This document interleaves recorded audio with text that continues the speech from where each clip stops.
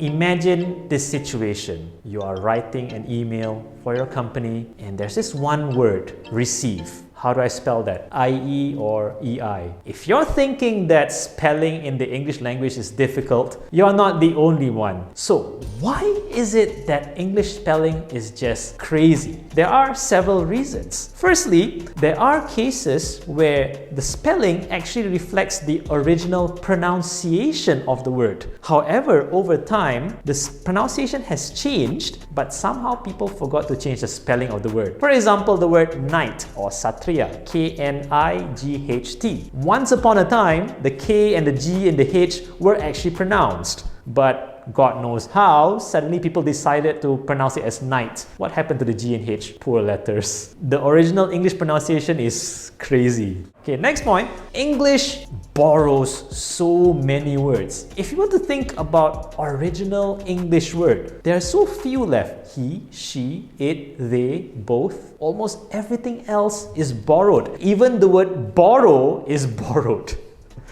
Because there's so much borrowing, when they borrow the word, oftentimes the spelling is never changed. For example, words borrowed from French like buffet or rendezvous. You have all this fancy spelling and they never happen to change the spelling for God knows what reason. And sometimes they may have changed the spelling, but the way it's spelled represents where it comes from. For example, words like skirt, S-K-I-R-T. Why isn't it the same like maybe scheme, S-C-H-E-M-E? Because words with SK are normally borrowed from ancient Scandinavian languages, places like Norway or places like Sweden. That's where the word comes from. So the spelling oftentimes represent where the word actually comes from. But then again, they forgot to change the spelling over time. Okay, another reason why English spelling is just so chaotic is because sometimes over time, for whatever reason, sometimes maybe out of convenience, or maybe people just felt that this spelling is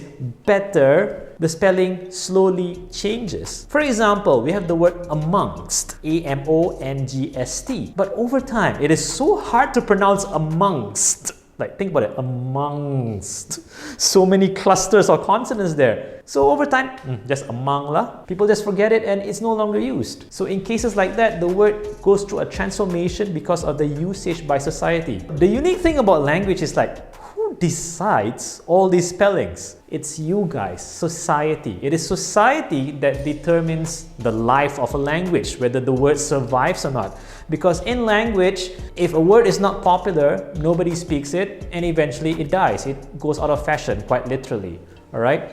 A lot of words have become archaic, meaning to say that, they're considered old-fashioned or like, ini bahasa klasik sangat ni, pahal kau guna ni. It's all about the society, the culture, and the people determine what word is appropriate or not. And that's kind of difficult because society's tastes and society's preference can always change over time. And that's exactly how language works. For instance, Google used to be a website. But today you can say, I am Googling, I Googled. And as of a couple of years ago, the name Google is now an official word in the Oxford Dictionary. So it all depends on society. Or for example, in Malaysia, the word Milo, you order Milo, but it's not really Milo, it's cocoa. But we are using the word and it might reach a point where one day Milo will become a synonym for chocolate. Or for example, Maggi, you order Mi Chintan, you order, what other brands you have? Indomie, and you still call it Maggi Indomie. So when it comes to spelling, don't feel down about how bad spelling is because it really is that complicated. I mean, look at the word woman and women. You change the A to an E, but it's not the A and E that changes pronunciation, it's the O. Like,